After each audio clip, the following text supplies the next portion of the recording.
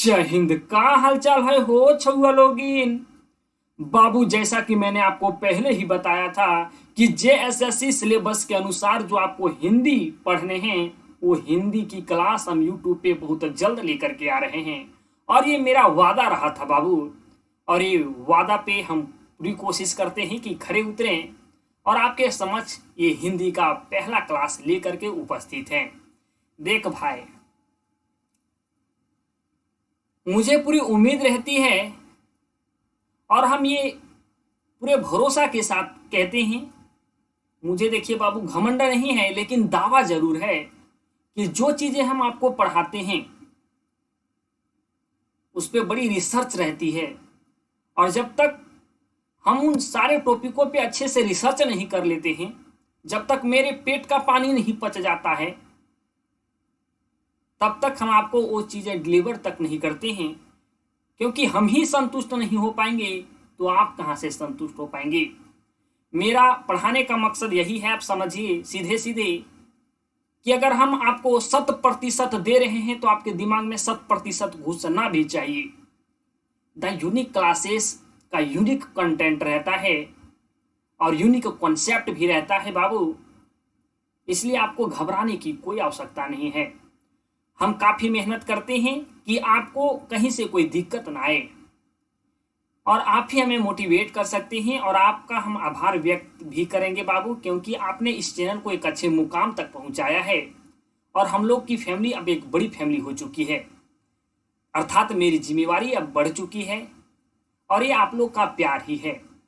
आप हमें मोटिवेट करने के लिए आप जरूर कमेंट करेंगे। आप लोगों से ये आग्रह रहेगा, क्योंकि बाबू दिन रात तो हम आप ही के साथ खेलते हैं, ये वीडियो बनाओ वो वीडियो बनाओ, तो आप ही लोग का कमेंट ही हमें मोटिवेट करता है। तो मुझे बेसब्री से आपके कमेंट का इंतजार रहता है। अगर आपको कुछ चीजें समझ ना भी आती है तो अपने भाई समझ करके आप खुल करके कमेंट कीजिए कि हो भाई ये चीज नहीं समझ आ रहा, तनी एकरा बता दी, या तो इस पे थोड़ा सा हमें अलग इस टॉपिक को हमें अलग वे में आप समझाने की कोशिश करें।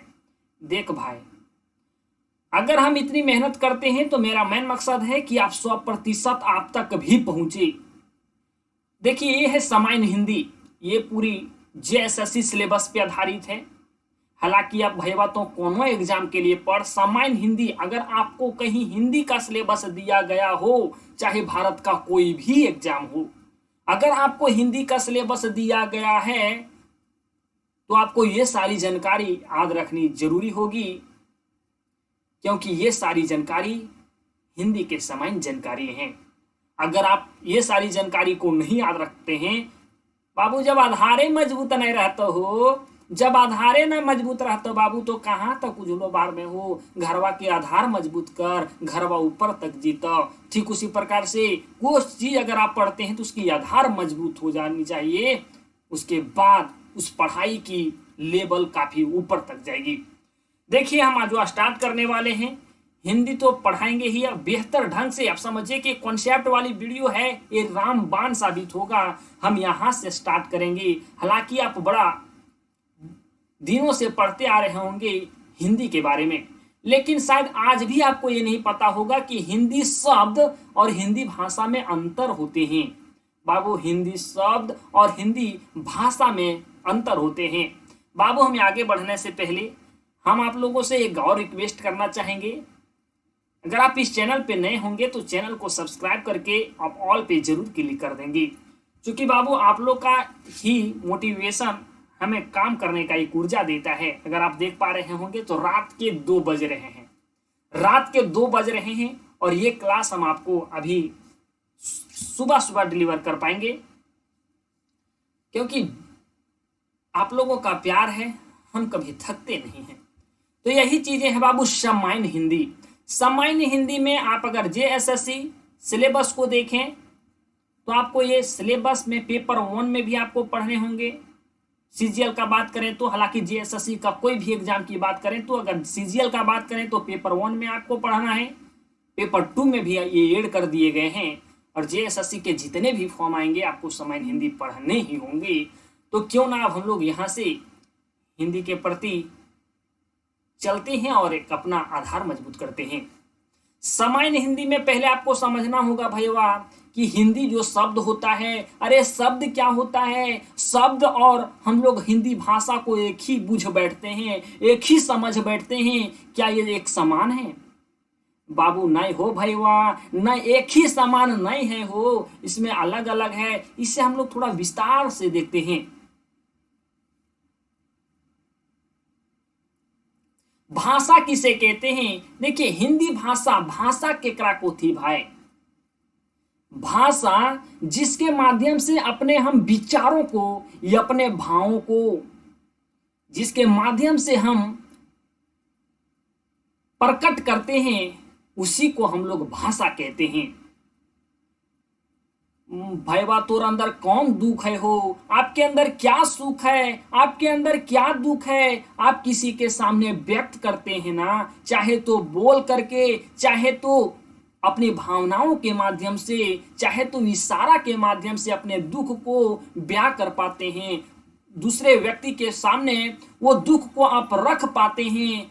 तो किसके माध्यम से? तो भाषा के माध्यम से। तो यही चीज हम यहाँ लिखे हैं बाबू कि जो भाषा है, भाषा के माध्यम से देखिए भाव और विचारों को प्रकट करने के लिए जिस माध्यम का प्रयोग करते हैं, देखिए भाई हमारे अंदर दुख हो कि सुख हो, ये एक भाव झलको है चेहरवा पे कि भैया कोई अगर दुखी रो है तो अगर चेहरवा पे दुखी के भाव झलको है हो, अगर कोई व्यक्ति खुश रहता है तो उसके चेहरे पे खुशी का भाव झलकता है।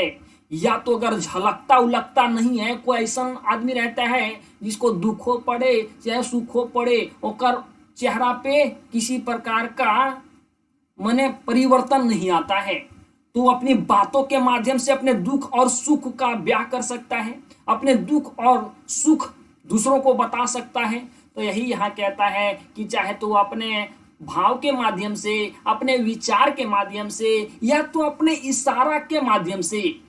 कंफ्यूज यहां मत होइएगा, बहुत लोग ये कहेंगे कि इशारा जो है वो भाषा का भाग नहीं है। तो हम आपको बता दें कि जो इशारा है वो भाषा का ही एक अलग भाग है।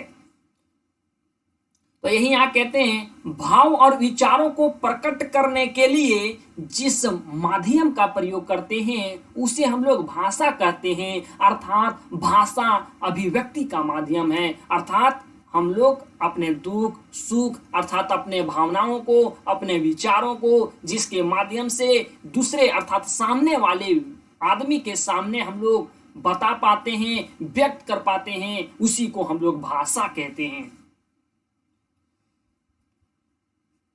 देखिए यहां भाव और विचारों को बोलकर, देखिए भाव जो है आपके अंदर, या तो आपके अंदर जो विचार है उसे आप बोलकर, लिखकर और इशारा करके प्रकट करते हैं ना।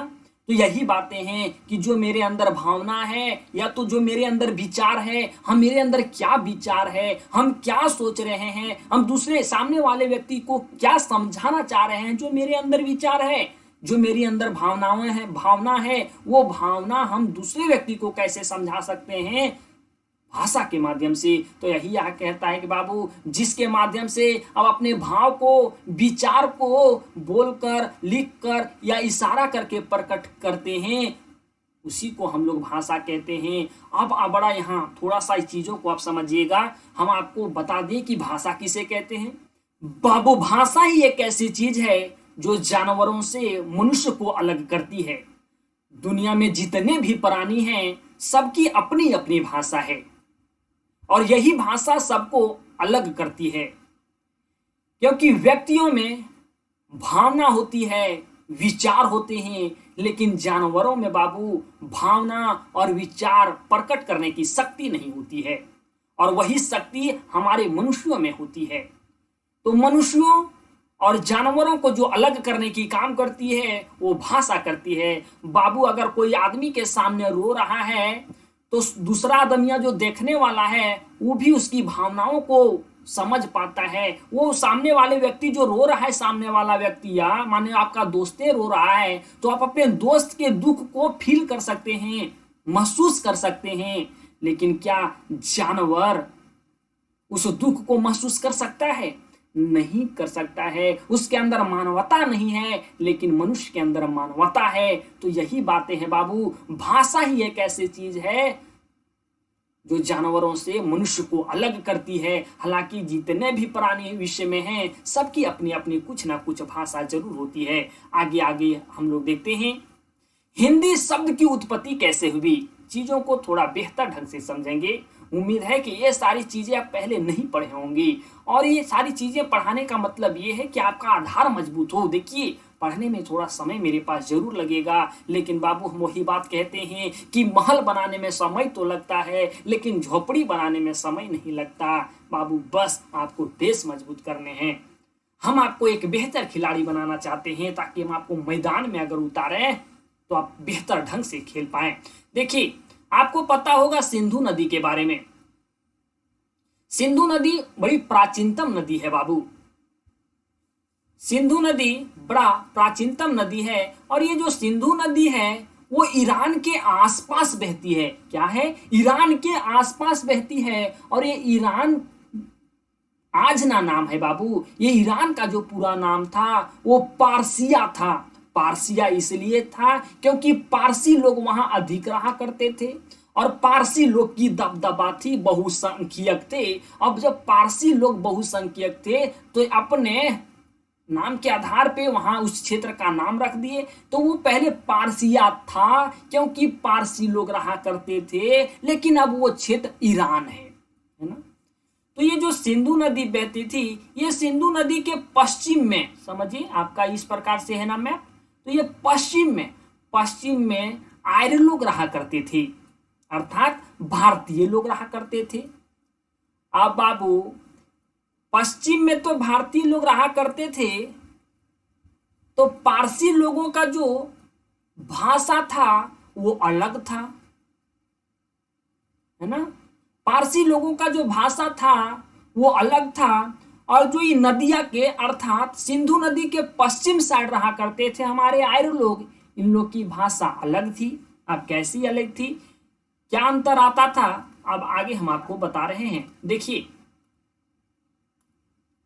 जिस चीज को हम लोग सा कहते हैं ना, अभी हम लोग जिसे सा कहते हैं उसे पारसी लोग हा कहते थे, समझिएगा। जिससे हम लोग ता या था कहते हैं ना, तो ता को ता तो कहबे करता था को भी ताए कहता था। कौन लोग? पारसी लोग। दा धा को उन लोग दा ही बोलता था, और पा फा को उन लोग पा ही बोलता था। हम लोग पा फा बोलते हैं ना, तो उन लोग पा फा को सीधे फावे चाहे पावे दोनों को एक में जोड़ देता था, पाए कहता था, है ना। पारसी लोग जो है उन लोग ये सारी चीजें कहता था। तो इस प्रकार से जो आर्य रहा करते थे वो सिंधु नदी के पश्चिम में रहा करते थे, अर्थात जो भारतीय रहा करते थे वो सिंधु नदी के पश्चिम में रहा करते थे। अब पारसी लोग इस सिंधु को क्या बोल दिया, सा के जगह क्या बोलता था, हा। तो ये हम लोगों को कह दिया हिंदू। उस क्षेत्र में रहने वाले लोगों को सिंधु के जगह हम लोग को बोल दिया हिंदू। तो आप ये भी कह सकते हैं कि जो हिंदू नाम दिया गया है वो पारसियों के द्वारा दिया गया है। और उन्होंने ये भी कहा कि ये जो हिंदू है ना, ये जो हिंदू है ना, इनकी जो भाषा है वो हिंदवी है। क्या है? हिंदू है तो इनकी भाषा हिंदवी है। वही लोग बताएं कि ये हिंदू है और इनकी भाषा हिंदवी है, और ये बाबू हिंदवी आगे जाकर के मैंने रूढ़ हो गया, और रूढ़ होने के बाद यही हिंदवी हिंदी बन गया, यही हिंदवी हिंदी बन गया। यही चीजें हम आपको यहाँ समझाने की कोशिश कर रहे हैं। तो इसलिए हम कह सकते हैं कि ये जो हिंदी शब्द है वो हिंदी शब्द का नाम सिंधु नदी पर दिया गया है। सिंधु नदी पर ही तो नाम दिया गया है बाबू, पारसियों के द्वारा, क्योंकि सिंधु नदी को उन लोग सा के जगह पे हा का प्रयोग करते थे, तो सिंधु के जगह इन लोग हिंदू कह दिए। और हिंदू बोल, उन लोग के हिसाब से हिंदू क्या बोलता था, तो हिंदू लोग के हिसाब से हिंदू हिंदवी बोलता था, और हिंदवी बाबू रूढ़ हो गया तो यही बन गया हिंदी। यही चीजें हम लिखे हैं। अर्थात हिंदी शब्द का जो नाम सिंधु नदी पर दिया गया है, सिंधु नदी पर ही तो दिया गया है। हिंदू शब्द का नाम ईरानियों ने दिया है, वही ईरानियों ने दिया, आज का ईरानी हुआ, और उस समय का पारसी लोग तो ना था बाबू, तो वही कह सकते हैं वो नाम दिया था वो ईरानी लोग दिए थे। और ईरान में जो पारसी भाषा बोली जाती है, ईरान में फारसी भाषा बोली जाती है। इस चीज को थोड़ा सा आप बेहतर ढंग से समझेंगे। देखिए, ये आपका एक समझिए कि हिंदी का मूल कॉन्सेप्ट है। सबसे प्राचीनतम नदी जो है वो सिंधु नदी है, और यह नदी ईरान के आसपास, ईरान के आसपास बहती है। ईरान का पुराना नाम पारसिया था, क्योंकि वहां पारसी लोग रहते थे, और सिंधु नदी के पश्चिम में आर्य लोग अर्थात भारतीय लोग रहते थे। हम कहानी आपको बता दिए हैं, हम आपको बस लाइन बाय लाइन यहाँ बता दे रहे हैं। जो वहां ईरानी या पारसी लोग, आज के ईरानी और उस समय के पारसी लोग रहते थे, उनकी भाषा आर्य से अलग थी, हम लोगों से उन लोगों की भाषा अलग थी। इस मायने में अलग थी क्योंकि जो हम लोग सा बोलते थे वही बतिया को उन लोग हा बोलता था, जिससे हम लोग ता या था बोलते थे, ता था को अलग बोलते हैं, तो उन लोग ताये बोल करके दोनों अक्षरा के बदले खाली वो ताये बोलता था। हम लोग दा धा बोलते हैं तो ये दोनों अक्षरा के बदले वो दा खाली बोलता था। पाफा हम लोग बोलते हैं तो वो पाफा के बदले एक ही अक्षरा से काम चलाता था, कहता था पा, है ना। तो इसके कारण हम आपको इतिहास इसका बताएं कि बाबू हिंदी जो शब्द आया वो कहां से आया। देखिए, इस प्रकार जो फारसी सिंधु नदी को हिंदू नदी बोलते थे, सिंधु को हिंदू क्योंकि सा के जगह पे हा प्रयोग करते थे, और हिंदू नदी के पश्चिम के निवासी को हिंदू कहते थे। हम आपको बताएं कि जो हम लोग आर्य लोग रहा करते थे, ये आपके नदिया के, कौन नदी के, सिंधु नदी के पश्चिम में रहा करते थे, तो पश्चिम में रहने वाले लोगों को उन लोग हिंदू बोला करते थे, है ना। क्योंकि हिंदू, उन लोग के हिसाब से हिंदू नदी के पश्चिम में रहने वाला लोग हिंदू है, और हिंदू लोग जो बोलते हैं वो हिंदवी बोलते हैं, वो मानना था। और वही हिंदी भाषा का जो रूप हुआ वो हिंदी हुआ, ठीक। अर्थात आप ये कह सकते हैं कि हिंदी शब्द का नाम सिंधु नदी पर दिया गया। दूसरा आप ये कहेंगे कि हिंदी शब्द का नाम ईरानियों ने दिया, ईरान में फारसी भाषा बोली जाती है। हम आपको ये जानकारी के लिए बता दें कि ईरान में फारसी भाषा बोली जाती है। देखिए, आपको ये भी पता होगा बाबू, जानकारी के लिए हम आपको ये भी बता दें कि आपको जेएसएससी की अगर आप तैयारी करते हैं तो 100% आपका क्वेश्चन जो पढ़ाए गए हैं उसी में से आपके क्वेश्चन होंगे। इससे आपके क्वेश्चन बाहर नहीं जा सकते हैं। बस आपको थोड़ी सी मेरे साथ आपको चलनी है, सहजता बनाए हुए, लगन से आपको पढ़नी है। मेहनत आपको करने की बहुत ज्यादा आवश्यकता नहीं है, आपकी मेहनत हम ही कर लेंगे। समझाने की गारंटी तो मैंने आपको लिया ही है, हम ये पूरी गारंटी देते हैं बाबू। हम वही बात कहेंगे कि मेरे अंदर घमंड नहीं, लेकिन दावा जरूर है, दावा जरूर कर सकते हैं कि आपको हम सारी चीजों को बेहतर ढंग से समझा सकें और आपके दिमाग में हम उतार सकें। अब देखिए कि भाषा की उत्पत्ति कैसे हुई, कोई चीज हम नहीं छोड़ेंगे बाबू। भाषा की उत्पत्ति कैसे हुई? भाषा की उत्पत्ति संस्कृत की भाष, है ना, धातु से हुई है, भाष धातु से हुई है। हम आपको क्या बताएं, थोड़ा सा समझिए कि भाषा का मतलब होता है बाबू अपने भाव और विचार को प्रकट करना, इसी को भाषा कहते हैं। तो भाषा की जो उत्पत्ति हुई है वो संस्कृत की भाष धातु से हुई है, भाष धातु से हुई है। और भाष का अर्थ होता है बाबू प्रकट करना। और क्या प्रकट करना? तो अपने भाव को प्रकट करना और अपने विचार को प्रकट करना। क्या प्रकट करना? तो अपने भाव को प्रकट करना और अपने विचार को प्रकट करना। और जहां भाव और विचार प्रकट किए जाते हैं उसी को हम लोग भाषा कहते हैं। और ये भाषा की कहानी कहां से शुरू हुई है? तो संस्कृत की भाष धातु से।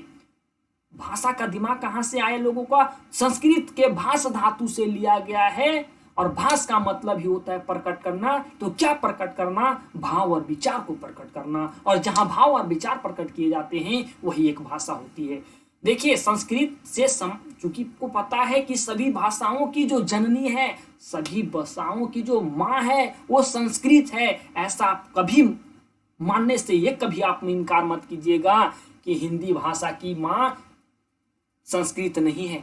हमारे बहुत ऐसे शब्द हैं जो संस्कृत से सीधे उठा करके हिंदिया में डाल दिया गया, गोटे उठाया गया है और हिंदिया में डाल दिया गया है। देखिएगा हम आपको बताते हैं, जैसे आप अभी पढ़ रहे होंगे सूर्य की, सूर्य लिखते हैं सूर्य, है ना, वायु लिखते हैं। तो बाबू ये हमारे हिंदी की कोई भाषा नहीं है, हमारे हिंदी के भी ये शब्द नहीं है, ये तो संस्कृत के शब्द हैं, ये उठा करके हमारे हिंदिया में ऐड कर दिया गया है। तो आप कभी ये मानने से इनकार मत कीजिएगा कि हिंदी जो है हमारे हिंदी की जो माता है वो संस्कृत है। आगे हम आपको बताएंगे, पूरे माध्यम डायग्राम से माध्यम बताएंगे। देखिए भाषा और सामाजिकता, देखिए भाषा और सामाजिकता ही एक ऐसा माध्यम है जो मनुष्य और जानवरों को अलग करती है। भाषा, हम आपको बताएं कि भाषा ही और एक सामाजिकता ही एक ऐसी चीज है जो आदमी और मनुष्यों के बीच अंतर बताती है। देखिए सामाजिकता तो आपके जानवर में नहीं होंगे, भाषा मनुष्य और प्राणी को अलग करती है। बाकी बाबू उसमें मानवता भी नहीं होती, जानवरों में मानवता भी नहीं होती। आप रोज लिए, खुशी होइए दुखी होइए, उसको कुछ नहीं पता पड़ेगा बाबू।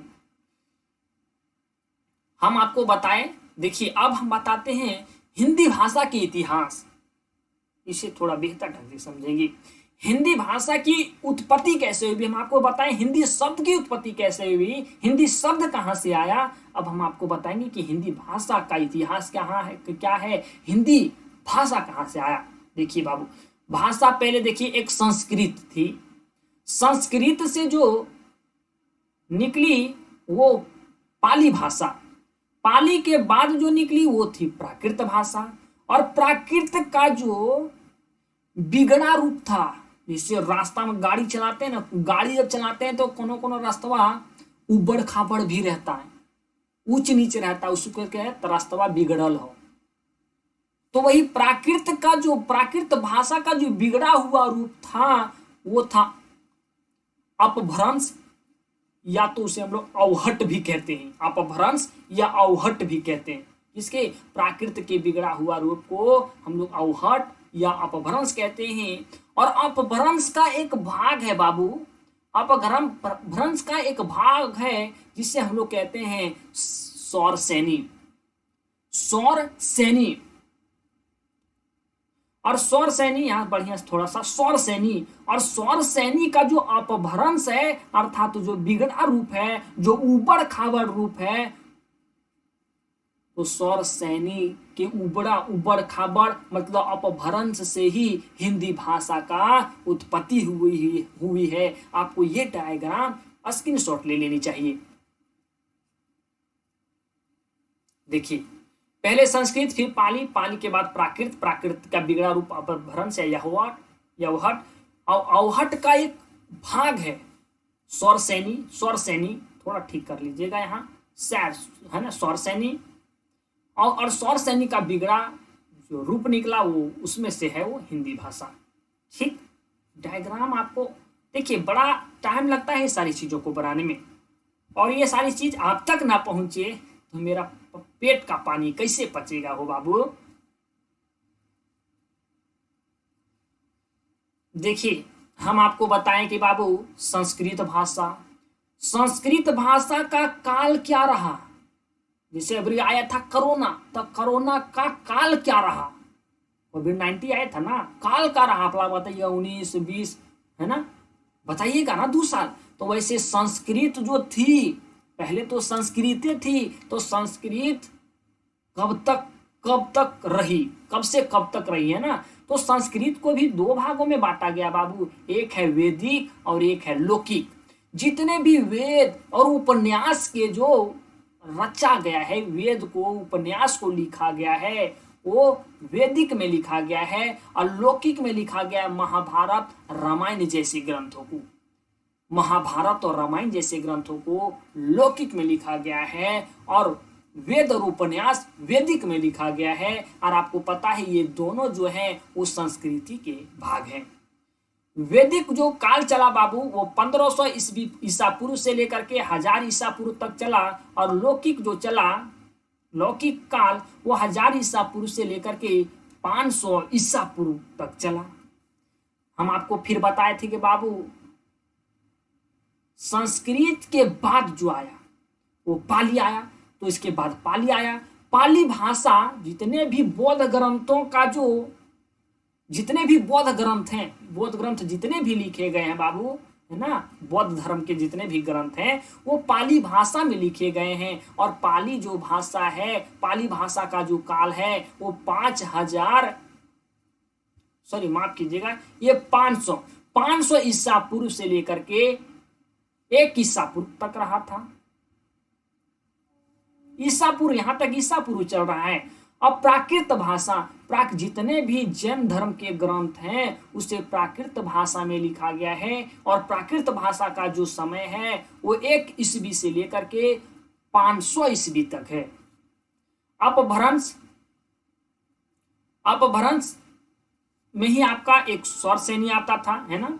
सौर सैनी जो चला वो 500 ईसा पूर्व से लेकर के 1000 ईसा पूर्व तक चला और सौर सैनी का ही एक भाग था बाबू हिंदी, क्योंकि सौर सैनी का ही अपभ्रंश था हिंदी, बिगड़ा रूप था हिंदी। और हिंदी जो चला वो 1000 ईस्वी से लेकर के वर्तमान तक चल रहा है। और इसका जो मानक अवधि माना जाता है वो 1100 ईस्वी माना जाता है। चीजों को समझिएगा। अभी तक वर्तमान तक इसलिए क्योंकि अभी लगभग राज्यों में, लगभग 10 राज्यों में और कुछ केंद्र शासित प्रदेशों में हिंदी जैसे भाषाएं ही बोली जाती है। तो हमारे भारत में इसका बहुत बड़ा क्षेत्र आता है। और जब बहुत बड़ा क्षेत्र आता है तो हम अभी कहेंगे कि हिंदी एक का राज है। हालांकि हिंदी एक राष्ट्रभाषा नहीं, एक राजभाषा है। अगर पूरे राष्ट्र में हिंदी बोला जाता तो इसे हम लोग राष्ट्रभाषा कहते। लेकिन हम आपको बताएं कि पूरे भारत के सब स्टेट में आपका हिंदी नहीं बोला जाता है, कहीं तमिल, कहीं गुजराती। लेकिन हाँ 10 स्टेट में और कुछ केंद्र शासित प्रदेश जैसे दिल्ली में बोला जाता है। तो ये बड़े क्षेत्रों में बोला जाता है, तो इसका प्रभाव है। तो इसलिए हम लोग कहेंगे कि वर्तमान समय तक भी इसका प्रभाव है, अर्थात वर्तमान समय तक ये भाषा चल रही है। इसे हम लोग अभी राजभाषा कहेंगे बाबू, लेकिन राष्ट्रभाषा नहीं कहेंगे। आप कह सकते राष्ट्रभाषा के रूप में भी आप संस्कृत को ही कह सकते हैं, है ना। कंफ्यूज मत होइएगा। राजभाषा अलग होती है, राष्ट्रभाषा अलग होती है। जिसके माध्यम से हम लोग अपना काम काज करते हैं उसी को हम लोग राजभाषा कहते हैं। या तो कार्यालय वगैरह में जिस भाषा के माध्यम से कार्य होते हैं वो राजभाषा कहलाते हैं। वर्तमान समय हिंदी का इसलिए है, देखिए वर्तमान समय हम यहाँ बता दिए कि वर्तमान समय हिंदी का इसलिए है बाबू क्योंकि अभी सबसे ज्यादा हिंदी भाषा का प्रयोग किया जा रहा है। आपको हम बताएं जिस समय जिस भाषा का अधिक प्रयोग किया जाता है, जिस समय जिस भाषा का अधिक प्रयोग किया जाता है उस भाषा का समय दिया जाता है, उस भाषा का समय दिया जाता है। हाँ, अगर अधिक क्षेत्रों में भाषा कोई बोली जा रही है तो कह देगा कि ये हिंदी भाषी क्षेत्र है, क्योंकि अधिक क्षेत्रों में ये बोला जा रहा है। कहीं अगर संस्कृत बोला जाता इतने बड़े क्षेत्रों में तो कहेंगे हम लोग संस्कृत वर्तमान समय तक चल रहा है। लेकिन अभी संस्कृत तो वर्तमान समय तक चल नहीं रहा है, हिंदी चल रहा है ना। तो हिंदी काल बोलेंगे, अभी हम बोलेंगे। ठीक, देखिए अब समझिए लिपि।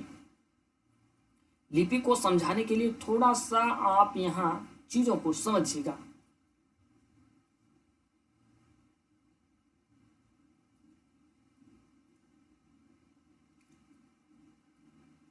बाबू लिपि एक छाप होती है। लिपि क्या होती है? लिपि एक छाप होती है, या तो आप ये भी कह सकते हैं कि लिपि एक चिन्ह होती है। देखिए आप खुद आप समझेंगे। जैसे हम लिखे, मान लिया जाए राम, ये राम हम लिखें तो देवनागरी लिपि में लिखें, देवनागरी लिपि में लिखें। अगर इसी हम चीज को लिखें राम, तो ये हम लिखें इंग्लिश में लिखें, अर्थात अगर हम लोग लिपि की बात करें तो रोमन लिपि में लिखें।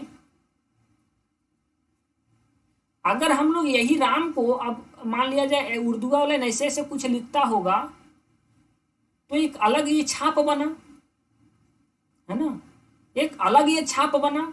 तो देखिए बाबू, चीजवा हम एक के लिख रहे हैं लेकिन छपिया अलग अलग नहीं बन रहा है। देखिए जब हम लोग देवनागरिक में लिखें तो ऐसे राम लिखाया, रोमन में लिखें तो ऐसे लिखाया, उर्दू में लिखें तो ऐसे लिखाया। तो देखिए लिपि क्या होती है, सब भाषा लगभग अलग अलग भाषा की अलग अलग लिपि होती है। जैसे संथाली की ओल्ची की लिपि है, लेकिन चीजवा लिखता एक ही है लेकिन छपिया अलग अलग होता है। तो हम यही कहेंगे कि जब लिपि होती है जिसकी, उसकी अलग अलग छाप होती है। जैसे देवनागरी की अलग छाप है, रोमन की अलग छाप है। तो लिपि क्या होती है, लिपि एक छाप होती है जो अलग अलग, लिपि की अलग अलग छाप होती है लेकिन मतलब एक ही होता है। जैसे राम को आपने देखा, सब तो राम में पढ़ा रहा है लेकिन लिखा रहा है बाबू अलग अलग।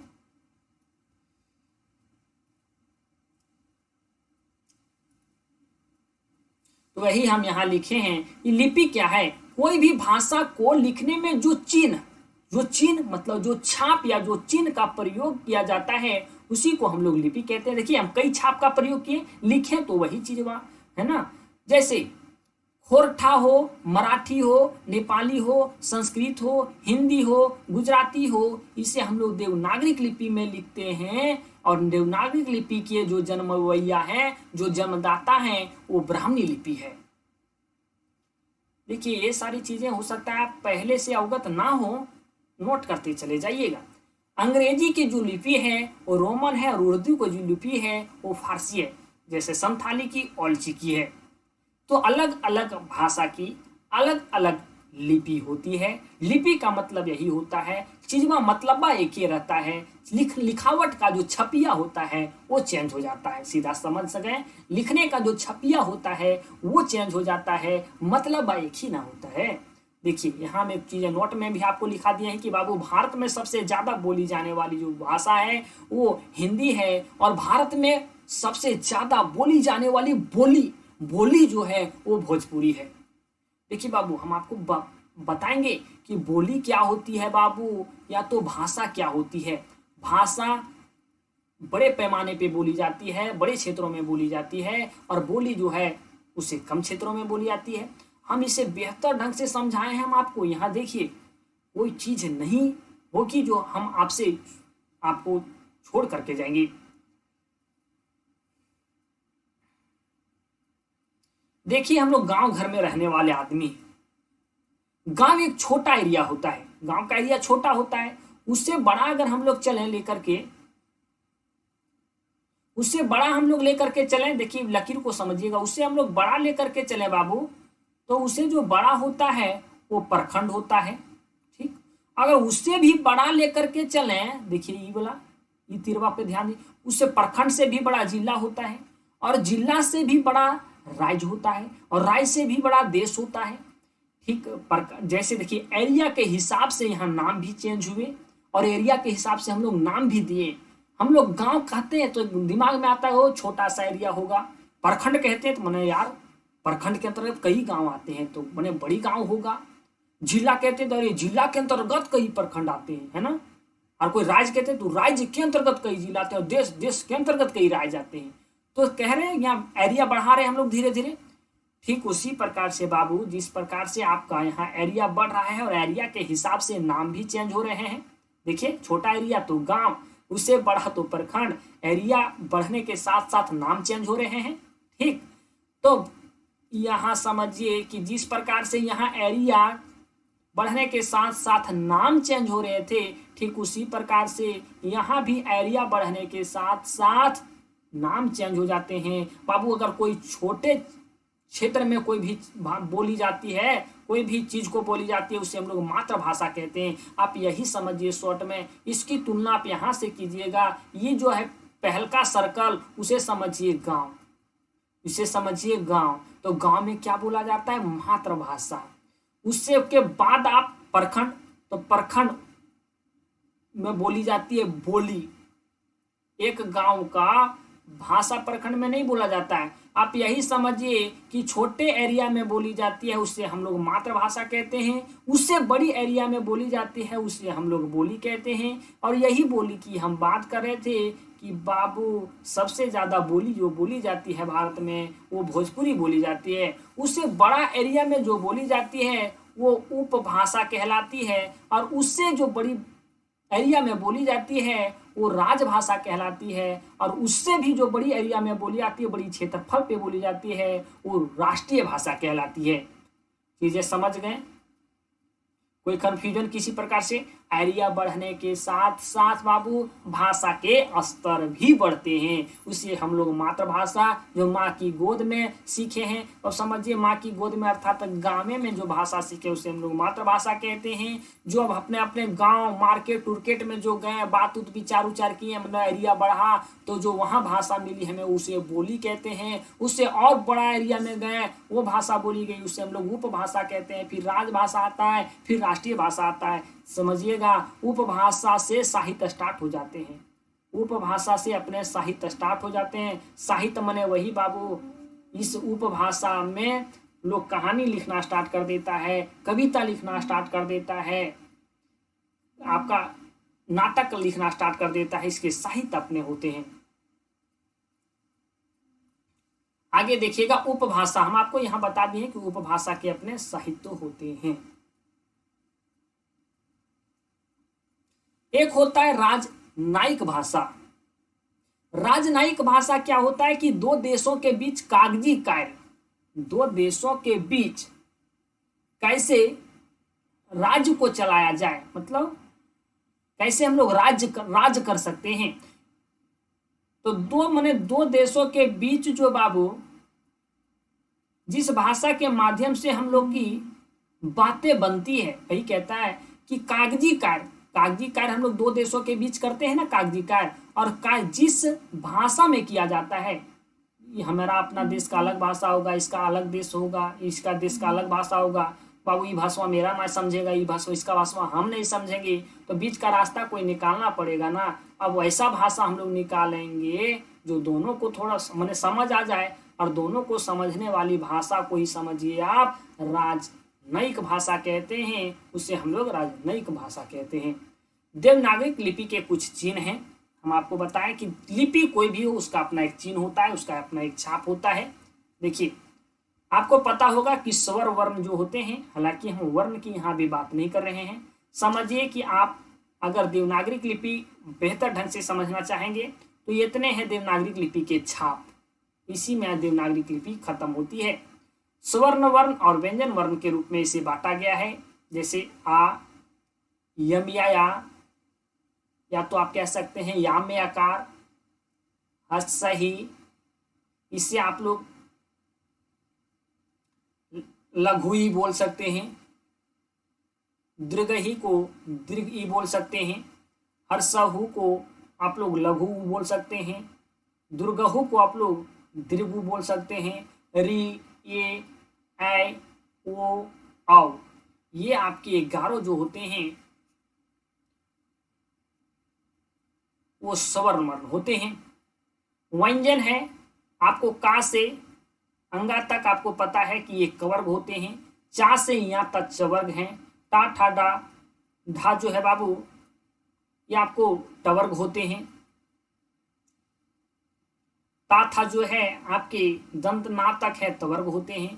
पा फा से माँ तक है पवर्ग होते हैं, है ना। मतलब पाप को उठाना पवर्ग कह देना, ता उठाना तवर्ग कह देना, टा उठाना तवर्ग कह देना, चा उठाना चवर्ग कह देना, का उठाना कवर्ग कह देना, माने वर्ग आपको लगा देना है।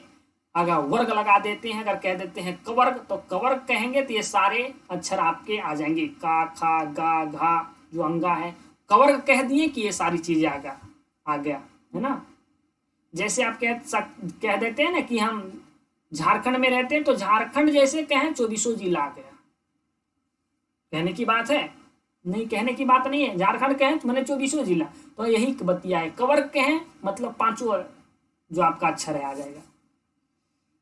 अंतोसिया रा ला वा जो है वो अंतस्थ स्वर है। अंतस्थ स्वर वैसे स्वर होते हैं जो कभी स्वर के रूप में भी काम आ जाते हैं, कभी व्यंजन के रूप में भी काम आ जाते हैं, उसी को हम लोग अंतस्थ स्वर कहते हैं बाबू। फिर आपका तलबसा, मुधमसा, दंतसा, हा, जोगी, छात्राज्ञा है ना, ये सारी चीजें आपके व्यंजन में आते हैं।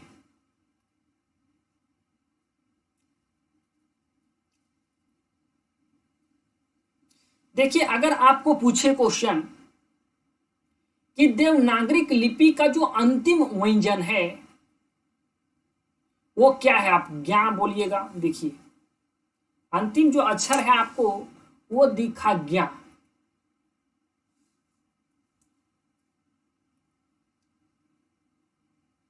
ये दिखा, लेकिन ठीक है, आपका जवाब सही है। लेकिन अगर कंपटीशन में आपको पूछे तो आपको बताना है हाँ। हाँ इसलिए बाबू क्योंकि हाँ ही है जो स्वतंत्र रूप से कहिएगा तो ये अंतिम अक्षर है। ये ज्ञान जो है बाबू वो तो मिल करके बना है, अक्षर के मेल से ज्ञान बना है। देखिए हम आपको बताएंगे, जैसे आधा का और सा मिलाइएगा तो ज्ञान, सॉरी आपका जा और आधा जा और या मिलाइएगा ना तो आपका ज्ञा बनता है। तो ज्ञान तो लास्ट में है देखने में, लेकिन ये स्वतंत्र रूप से नहीं है, इसे मिला करके अर्थात संयुक्त अक्षर के माध्यम से बनाया गया है। लेकिन जो अगर स्वतंत्र रूप से अगर बात की जाए कौन अक्षर है तो वो हाँ ही है। ठीक, बाकी आप देखिए, छा को भी नहीं बोल सकते हैं, ये भी संयुक्त अक्षर से बना है। त्रा को भी नहीं बोल सकते हैं, आधा तार रा से बना हुआ है, इसको भी आप नहीं बोल सकते हैं। देखिए आप चीजों को समझिएगा बाबू। आइए बाबू अब हम लोग देखते हैं स्वर्ण वर्ण। स्वर्ण वर्ण, स्वर्ण वर्ण आप लोग को पता है जो किसी पे आश्रित नहीं रहती, मतलब स्वतंत्र रूप से उच्चारित होने वाली ध्वनियों को हम लोग स्वर्ण वर्ण कहते हैं। मतलब अगर व्यंजन इसके साथ ना आवे ना तो भी ये शब्द बना लेगी, मतलब ये किसी पे डिपेंड नहीं रहती है, आश्रित नहीं रहती है, उसी को हम लोग स्वर्ण वर्ण कहते हैं। और जो आश्रित रहती है उसी को हम लोग व्यंजन वर्ण कहते हैं। देखिएगा, स्वर्ण वर्ण आपको हम पहले ही बता दिए कि बाबू ये सारी जो चीजें हैं वो स्वर्ण वर्ण है। 11 है, देखिए 2, 2, 4, 2, 6, 2, 8, 2, 10 और 1, 11। हम आपको पहले पढ़ के बताएं कि इसे हम लोग इस प्रकार से पढ़ते हैं, इसका उच्चारण हम लोग किस प्रकार से करते हैं। देखिए, स्वर्ण वर्ण को हम लोग मूल स्वर भी कहते हैं।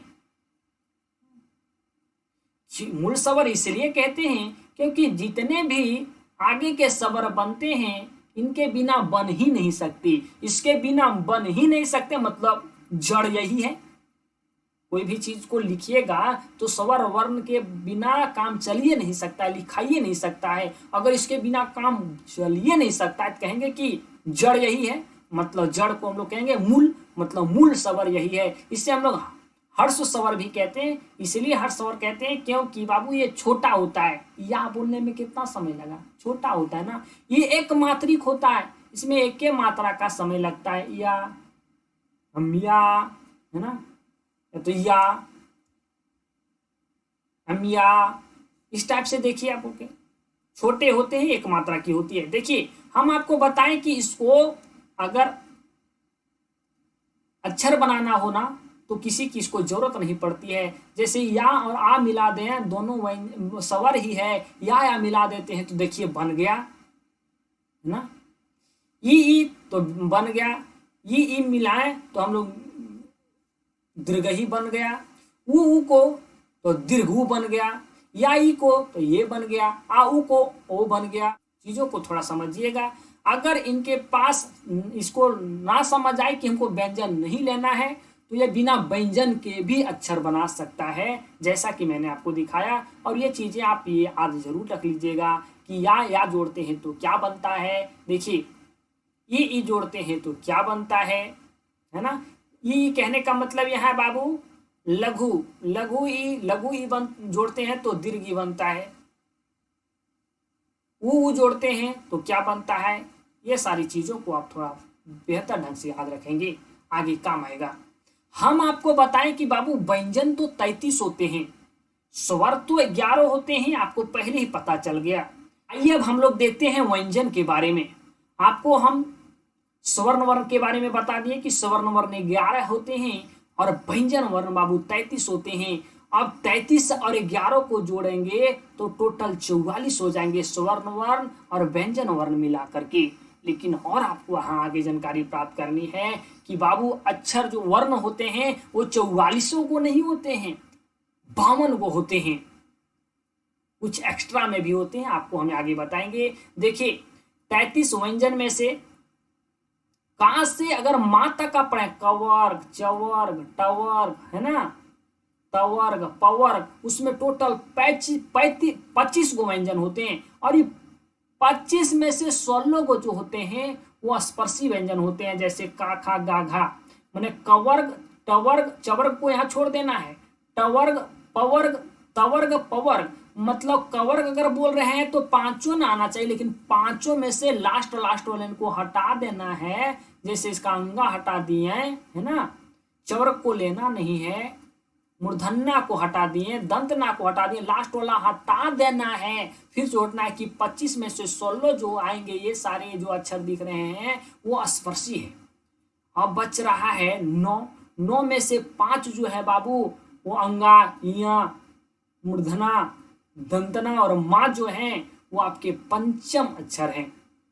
4 जो है स्पर्श संघर्षी हैं, बोलने में आपको संघर्ष लगेगा, थोड़ा कठिनाई होगी, जैसे चा, छा, जा, झा, है ना। ये तो हम आपको बता दिए कि का से लेकर के मां तक जो आएंगे वो 25 अक्षर आएंगे, 25 वर्ण आएंगे, और 25 में से 16 जो है स्पर्शी हैं। अब बच रहा है 9 में से 5 पंचम है और 4 जो स्पर्श संघर्षी हैं। ठीक, ये 25 का हम आपको हिसाब दिए।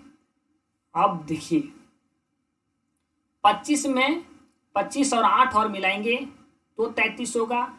तो 4 होते हैं अंतस्थ व्यंजन, जो हम आपको बताएं कि वैसे ये वर्ण होते हैं जो स्वर्ण वर्ण और व्यंजन वर्ण दोनों के रूप में कभी कभी काम करते हैं। एक है उष्ण सघर्षी, मतलब बोलते समय थोड़ा सा घर्षण होगा, उष्मा माने थोड़ा सा गर्म हो जाएगा, बोलते समय गर्म हो जाएगा वह जगह। मतलब देखिए तलबसा, मूर्धनसा, दंतसा और हा, ये हो गए आपके उष्ण संघर्षी व्यंजन। तो यहाँ आपका हिसाब आया था 35 के अंदर, सॉरी 25, और 25 के अंदर को जो भी बांटे 25 से ना बांटे, फिर आपका आ गया इधर 8, तो हो गया टोटल 33 यहाँ व्यंजन हो गए और आपके स्वर 11, तो टोटल हो गए 44। लेकिन समझिए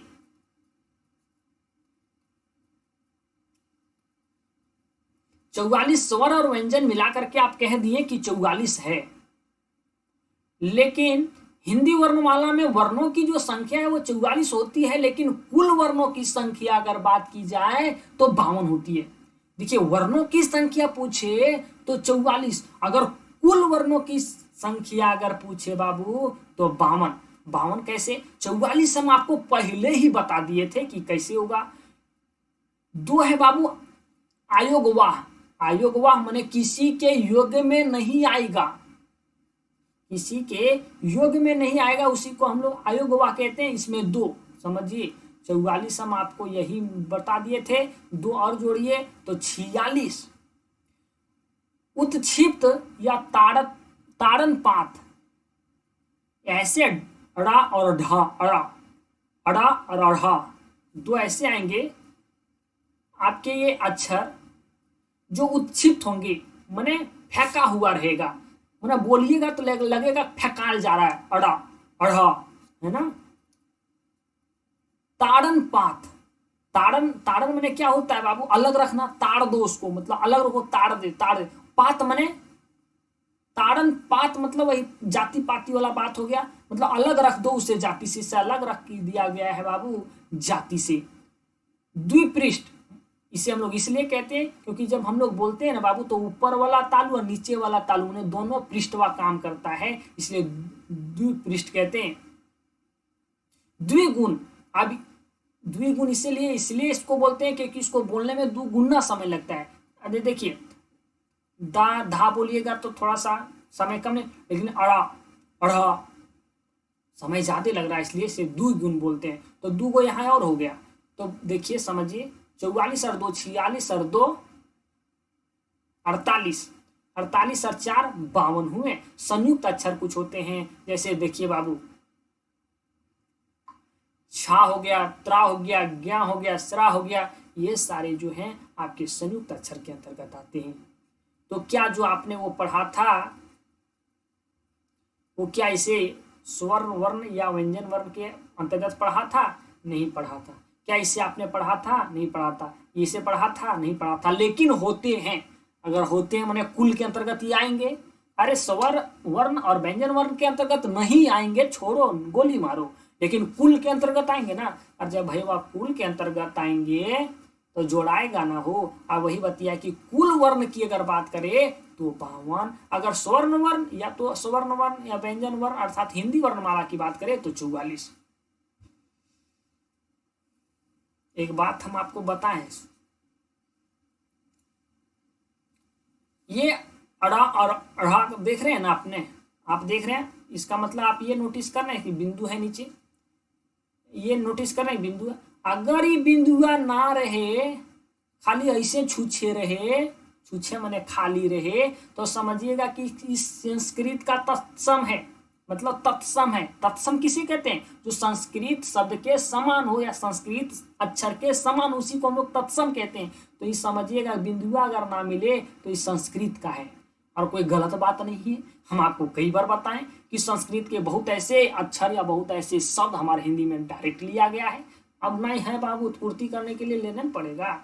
हालांकि लेने में क्या बुराई है, माता वही है ना बाबू। अब आगे चीजों को आप लोग समझिएगा। यहाँ 54 नहीं 52 ना होगा, यहाँ 52 होगा, यहाँ 52 सीधा लिखा हुआ है।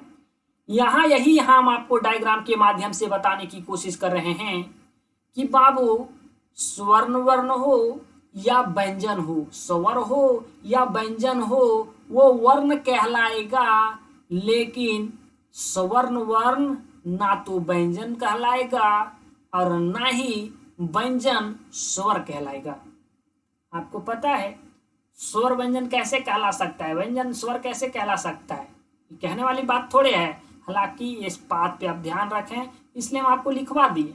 प्रत्येक स्वर और व्यंजन, प्रत्येक जो स्वर है, स्वर वर्ण हो या व्यंजन वर्ण, वो वर्ण हो सकता है, लेकिन प्रत्येक जो है वर्ण स्वर और व्यंजन नहीं हो सकते। को बता दिए हैं। देखिए भाषा का माध्यम क्या होता है बाबू, किसी को हम लोग बोल करके भावनाओं को प्रकट करते हैं, अपने विचारों को प्रकट करते हैं, लिख करके और संकेत करके के। देखिए संकेत, कई लोग इसको आपको कंफ्यूज करने के लिए कहेंगे संकेत है, इशारा है, तो बाबू ये भाषा का ही एक भाग है ना। तो भाषा का जो माध्यम होता है वो 3 है, बोलकर, लिखकर या संकेत के माध्यम से हम लोगों तक भावनाओं को पहुंचा सकते हैं, अपने विचारों को पहुंचा सकते हैं। क्या कोई संकेत करता है ऐसे ऐसे तो आप ना समझते हैं? अरे तो भाई भावनाओं को समझना ही तो भाषा है, विचारों को समझना ही तो भाषा है। अगर कोई ऐसे ऐसे कह रहा है, कर रहा है, मैंने बोल नहीं रहा है, खाली ऐसे ऐसे कर रहा है, तो आप समझ रहे हैं ना। और समझ रहे हैं मतलब भावनाओं को समझ रहे हैं, और भावनाओं को समझने वाली चीजों को हम लोग भाषा कहते हैं। प्रूव हो गया। देखिए भाषा की जो कौशलता होगी वो क्रम में है। भाषा की कौशलता है, भाषा वैज्ञानिकों का मानना यह है, भाषा की कौशलता कहने का मतलब यह है कि भाषा वैज्ञानिकों का मानना है कि आदमी जब पहले सुनता है, सुनने का काम करता है, फिर बोलता है, फिर पढ़ता है, फिर वो लिखता है। ये क्रम में आप लोग याद रखना है, सीरियल नंबर से। आदमी का ये गुण है कि पहले वो सुनता है, फिर वो बोलता है, सुनने के बाद वो बोलता है, उसके बाद वो पढ़ता है, किताब तब पढ़ता है कि कौन अच्छा कौन जैसा लिखा है, कौन अक्षर कौन जैसा लिखा है, और वो पकड़ लेता है अक्षर को, उसके बाद वो लिखता है ना।